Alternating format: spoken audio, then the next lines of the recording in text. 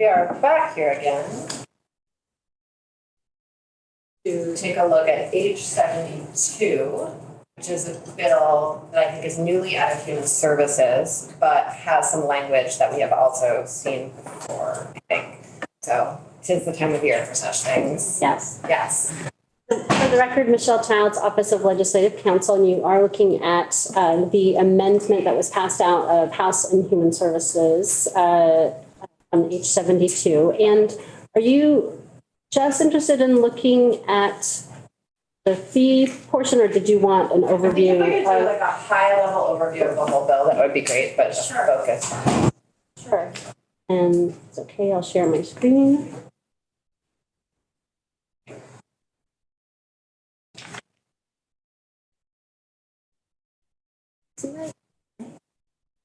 So this bill is dealing with overdose prevention centers. So overdose prevention centers, you may have seen legislation in the past few sessions referred to as safe injection centers or safe consumption centers. This is the latest iteration of this bill. Section 1 is an amendment to a provision that we have currently in Chapter 84 of Title 18 in the regulated drug chapter.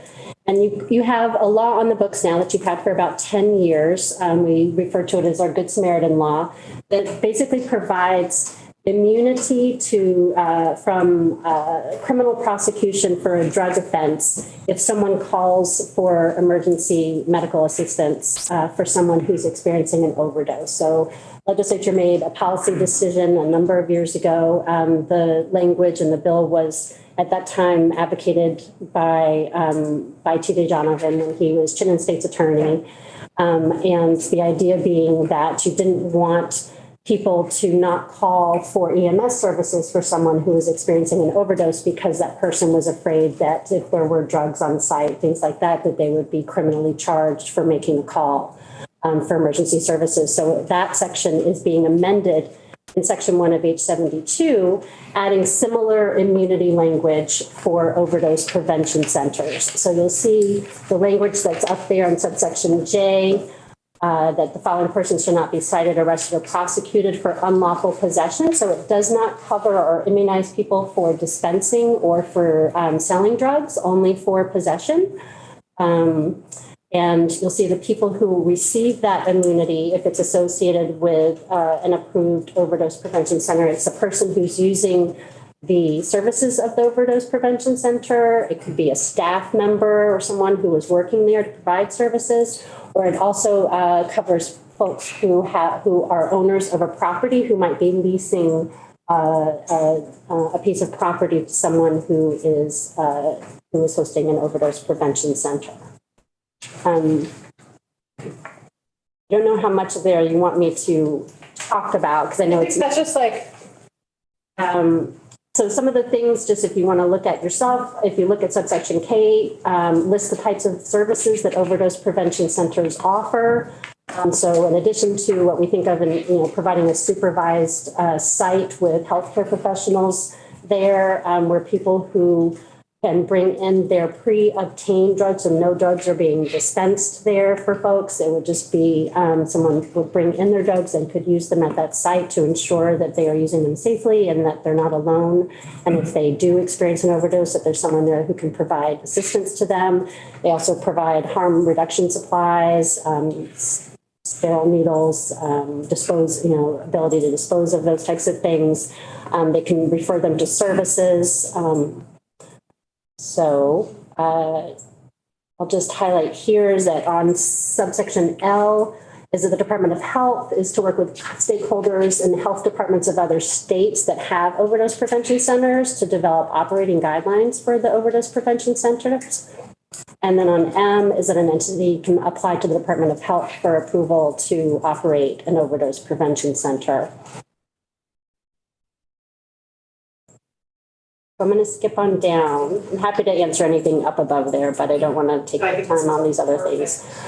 Section 2 is a change to the definition of organized community-based needle exchange program, and you'll see that there's some language struck on line 17 and 18 that's somewhat limited to who can operate an organized community-based needle exchange program, and so that limiting language is taken out to open it up to more service providers.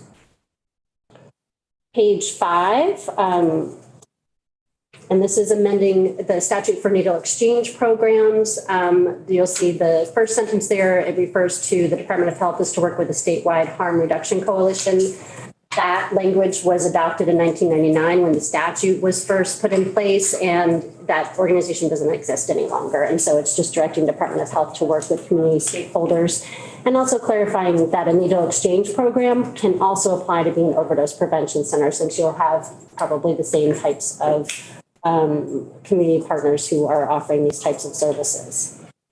Now here's where we get to the good stuff for you guys, and which is section 4. And you're thinking, wait, does this look familiar? It does look familiar. This language, I believe you've already passed in H222. I believe we had a unanimous vote. Pardon? I believe we had a unanimous vote. Okay, well, this should be easy then. So this is the same amendment there. So with regard to the manufacturer's fee that goes to the, and I can never remember the name of this fund, so the Evidence-Based Education and Advertising Fund. So you're increasing it from 1.75 to 2.25. There is some new language in this section, and that is simply to add the overdose prevention centers to the list of permitted uses. So you'll see there on lines 14 and 15 is it's a permitted use for grants to overdose prevention centers to address the harms of the opioid epidemic. And then in the next section, section 5, is just the same.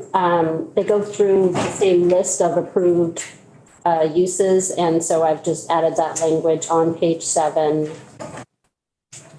on lines 18 and 19 as well, so that it's a permitted use.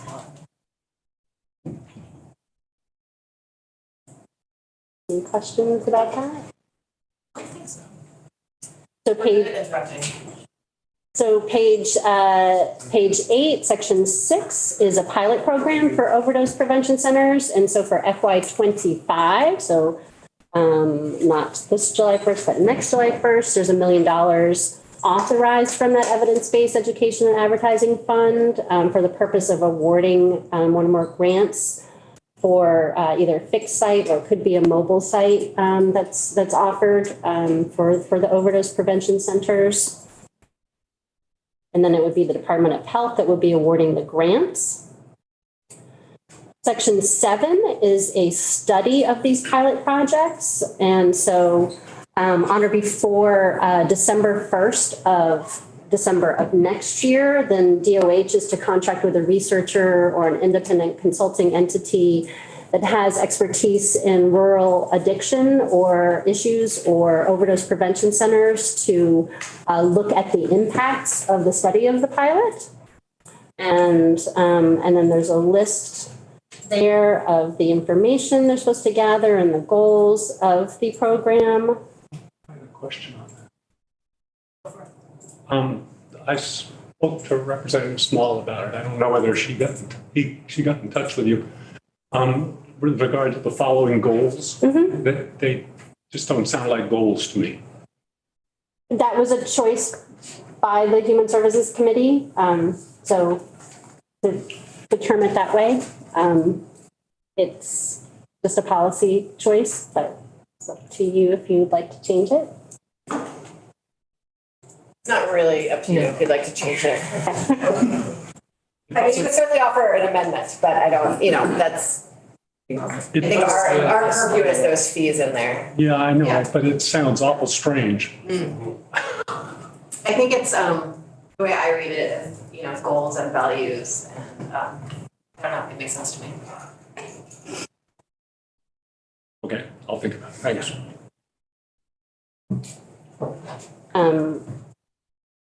And then down to subsection B is that the Department of Health is to provide the General Assembly with interim reports. So since it's a 4-year pilot and a 4-year study, you'd be getting updates on an annual basis on or before January 15th. with the final report due January of 2029. And then in section 8, there's a 300 for FY25. Again, because remember, we're bumping everything out a year. There is a $300,000 appropriation to the Department of Health from the general fund for funding the study.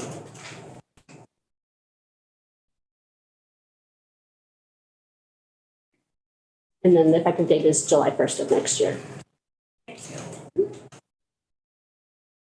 I'm very excited about this bill.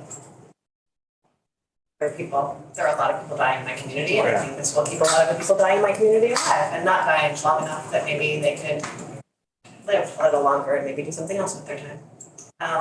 And I, again, continue to think that this revenue source is a very appropriate revenue source for tackling some of these challenges. Does anyone have any questions for Michelle before we hear about the fiscal impact? Okay, thank you.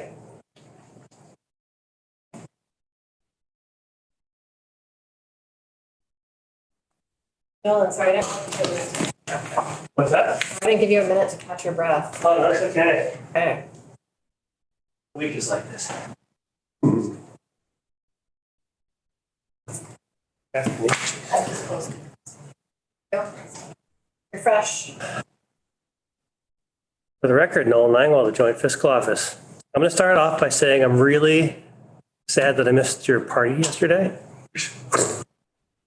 I was too busy working on childcare. Lost track of time. Thank you for working on childcare. I also missed the food that we were sharing with all of the wonderful staff. We'll just have to live through the stories of others. So you have a fiscal note. I had Sorcia post two things. One is a fiscal note, and the other is a document that I gave to you when this fee was on a previous bill, the overdose 222. It's just a quick issue brief on everything you would want to know about the prescription drug manufacturer fee and evidence-based education and advertising fund. This is what that, so it's a resource. If you want to know more about it, it's there.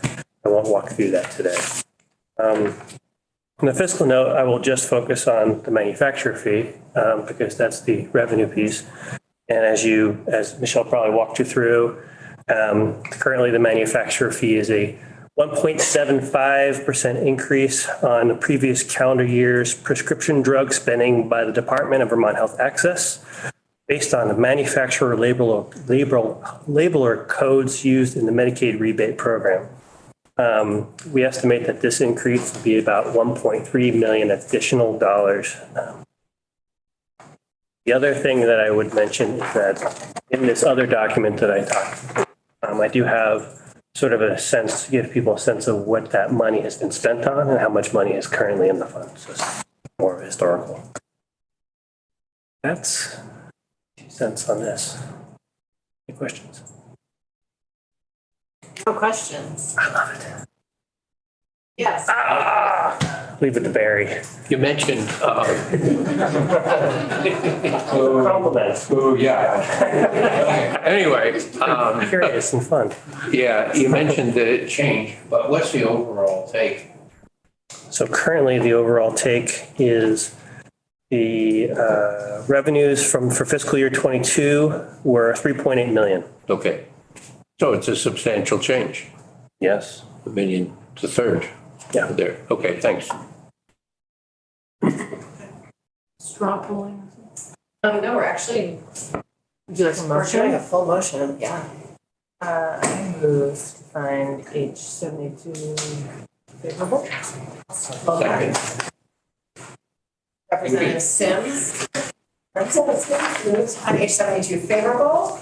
Representative Andrews seconds. Any discussion? Yes. I'm going to end up voting no, but I think I will put in an amendment. I can't vote for something that just doesn't make sense to me. I'll put in an amendment, try to fix it. Okay, maybe, let's discuss it for a minute.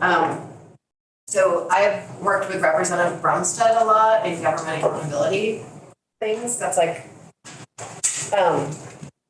And what I see that, the way it's set up, is it's set up to really be identifying like things that are designed to change, and the goalposts are sort of what will be measured, that's how I read it, and it's sort of a different way of describing the word goals, but that's how I understand the language.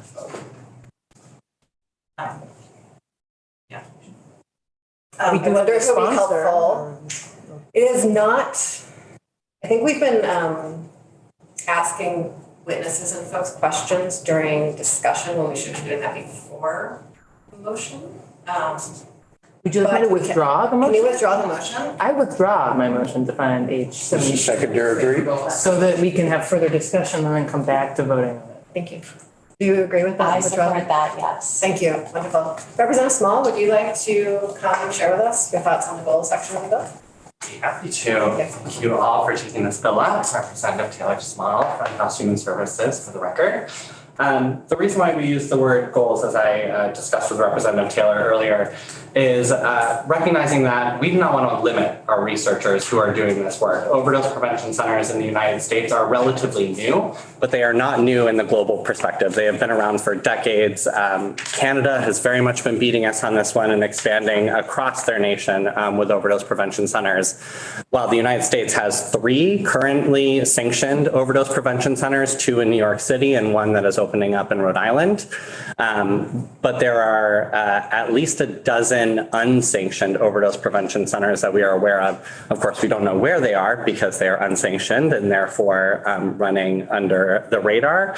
But what has been consistent across them is that we have seen no overdose deaths in any of those centers. All of that to say, what we were looking at are specific parameters that we want to see for Vermont to be able to understand the impact of overdose prevention centers for a rural state, because that is something that has not been studied yet, and to make sure that this is effective on the larger scale statewide if we were going to continue funding or expanding such programs. But again, we're not researchers, so. And I think, is it about just the use of the word goal versus another? Yeah, I mean, if it said investigate the following instead of these are the goals, because they're not goals. When you say, this is my goal, and then you say, the current state of overdose crisis and death across, it's not a sentence. The idea would be, the goal would be to reduce that or something like that. Yeah, or to investigate that. Yes. It's just, if I were on this committee and I said, okay, what are our goals? I don't know what they are. You have a suggested word change? Yeah, investigate the following instead of be governed by the following goals. So I guess what I see as the difference between being governed by those goals and investigating those goals is that the goal would be to see a change in those metrics or indicators or something like that. But I think using words like metrics and indicators in legislation is usually, people don't like to do that very much. You're doing my hands today. Yeah. Thank you very much. Yes, Representative Small. If I may, Madam Chair, this actually was a point of discussion in committee around the use of the term goals. And I think to your point, Madam Chair, each of those bullet points are looking at what the current state of each of these pieces to investigate are, and then understanding the impact. So the goal is to understand the impact of all of these various pieces, whether it is syringe litter, whether it is overdose deaths, whether it is just understanding the crisis on the statewide level or where these sites might be implemented. Good. Then I would say that. That's not what it says. Read it. Representative Dimmer? If I might, so the previous sentence before that says the study shall evaluate. And then in reading this, and I looked at this with with Representative Taylor yesterday, and he showed it to me, and I think that going back and looking at it now, the study shall evaluate. So there is a verb there. It's just not in those bullet points, nor is it in that sentence afterwards. And I think looking at it now, I see, okay, so that's the goal is the evaluation of those 6 points in the study. That makes sense to me. I go back and look at that. Yeah, so let's say that. That's my, That's not what it says.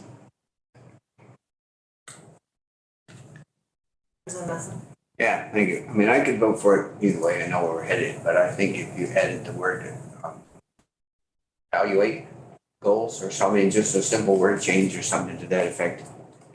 Evaluate achieving these goals, something to that effect. But semantically, you're correct. But I think we know where the bill is headed, and I don't wish to quibble.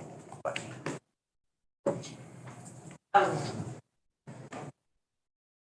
I think there's a real baby bathwater situation happening here. And I feel like this is one of the single most important things we can do to keep some Vermonters alive right now. And I hear you that you want to make sure it's as good as possible. So I wonder if we can vote to move the bill along, and you can work with the Human Services Committee to find something that meets their goals. Thank you. Criteria. That really also is very clear about the criteria and the language that makes sense for you. And then if that's an amendment to the floor amendment, we can all have a hearing on that and work on it. Well, And I would be happy to work on that with you, as well as our own wordsmither in committee, who we went through this debate back and forth. Well, not back and forth. It was really, she was very much in support of goals, but would love to hear the two of you talk that one out. Sure. Okay. Okay, great, thank you. Yes. Can I move that we find H70? Representative Madison, question. Are we those three centers? Well, 2 centers that are up and running. Has there been any information on if they're providing help in the sense of reducing dependence on these drugs? Absolutely, and I would be happy to send you some of the preliminary research that has just come out of New York City. But what has been consistent in the first 3 months that the On Point is what it is called in New York City, the first 3 months of being in action, they reversed over 1,000 overdoses, and to this date have had no deaths in their facility. Actually, it is quite a collaborative program between the New York Police Department and On Point, and making sure that they are giving direct referrals when they are finding folks who are using or are carrying drugs to get them connected to these resources, because they've seen a continuation of not only engaging in the services that are available at On Point, but moving into treatment eventually. Have they seen a reduction in those individuals who use, a reduction in not using anymore, going through the programs, or is it more of like a safe space to be able to do it? Well, the way that I hear your question, we are seeing folks moving away from using into treatment, so not using continuously. But I would say generally it is not, it isn't an evidence-based program that reduces drug use overall, but is really reducing death that is happening, because something that became really transparent through testimony in our committee is that well, at least what we heard from Canada is that they don't even have heroin anymore. It is all fentanyl. They only have fentanyl present in their communities. And on top of that, we are seeing the introduction of drugs such as xylazine, which doesn't have a reversal agent. It's only making overdose deaths more apparent and happening more often, because the tools that we currently have out there, such as fentanyl test strips, don't test for that, and naloxone doesn't reverse an overdose of xylazine. So folks are believing that they are taking one drug and instead are dying of another. On the language, I was thinking if there isn't an agreement about how the language could be changed between the individuals, then I wonder if there could be a very clear intent section added to the bill, which probably there would be an agreement about. That's just an idea. Thank you, Representative Small. Really appreciate you joining us. Thank you. Representative Templeton moves that we find H72 favorable. Please do. May I also second that? Wait, I don't think she actually moved. I move that we find H72 favorable. I'd like to second that. Representative moved, Representative Sims moved that we found H72 favorable. Representative Andrews seconded. Any further discussion? Did I commit myself to something? You committed yourself to working with Representative Small and the rest of the Human Services Committee. I didn't commit myself to how I was going to vote on You this. did not. Okay, just wanted to make sure. Though we would of course appreciate your vote. If you may, please call the roll. Andrews, yes. Anthony, Yep. Beck, Yes. Brannigan, Yes. Emro, Yes, Maslin. Yep. Mattos, Yes. Bodie, Yes. Sims, Taylor. No. Canfield, No. Kornheiser. Yes. 10-0. Thank you, everyone. I'll report this bill.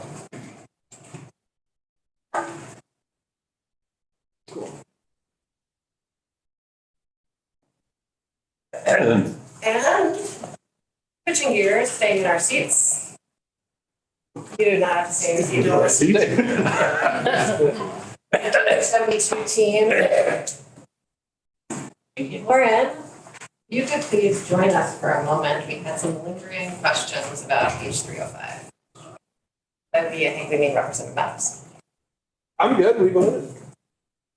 But I'd love to hear the answer. Okay. Will you ask for the question? Are we on the record? Yes. Okay, for the record, Lauren Hibbert, Deputy Secretary of State. So for the nursing fee increase, did we increase that fee when we passed the compact license fee for nursing? And when was that? Am I just losing track of time completely? It's very easy to do.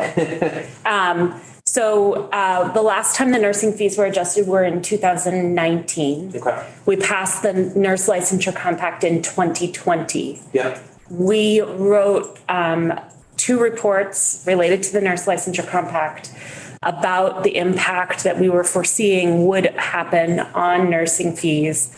But we made the decision, 1, because we didn't have a vehicle, and 2, because we wanted to see how many nurses we lost with the compact, yeah. to not raise fees at the time that we passed the compact.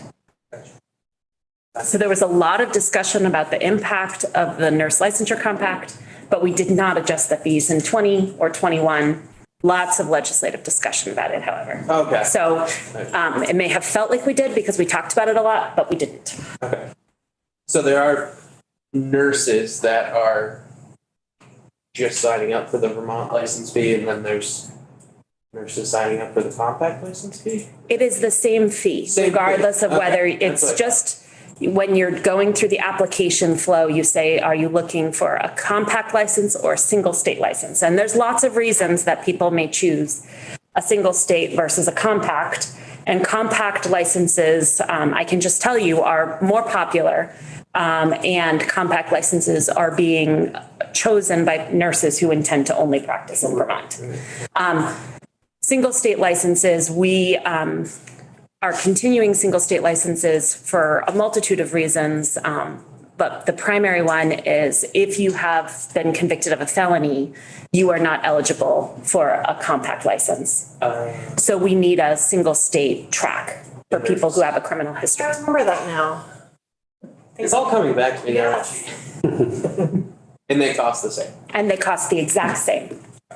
And both require a background check, and the process is pretty much the same. It's just one enables you to practice outside of our borders and one does not. You're a felon, you can't do it. Right, and we want there to be a pathway for people who have been convicted of a felony. Then are we all still working on this goal of really thinking about your funding structure more broadly? Yes. Okay, great. How we do that is a little amorphous to me at this moment, but I think about it every day. Great. I would like to continue. Okay. And so let's all just sort of chat about that over some. Okay. I look forward to that. Thank you for joining us. I think does anyone else have any other questions while Laura's here? Thank you. Thanks. Thank you. We've already moved the show. Yeah, we already moved up. So we are done for the day, hypothetically. But, we have a lot of bills on the floor right now, so something might come up or something might get pulled off the calendar. So, 'tis the time of year. And let's plan on being here